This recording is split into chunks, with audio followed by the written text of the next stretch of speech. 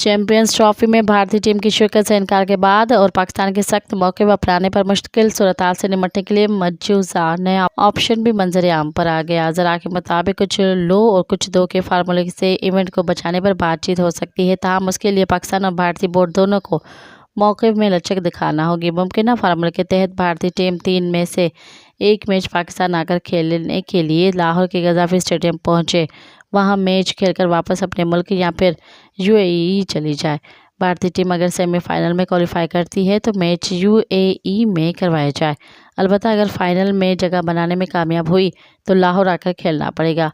PCB को भारतीय team के मैचेस पाकिस्तान में न होने की वजह से मुमकिन नुकसान पर आईसीसी चैंपियंस ट्रॉफी की आमदनी में से ज़्यादा हिस्सा दिया जाए।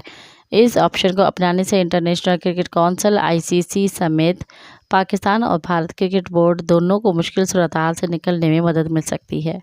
मज़ीद ख़बरनि ऐं तफ़सीलात लाइ विज़िट कयो असांजी वेबसाइट www.awamiNewsHD.com ऐं ॾिसंदा रहो अवामी न्यूज़ HD।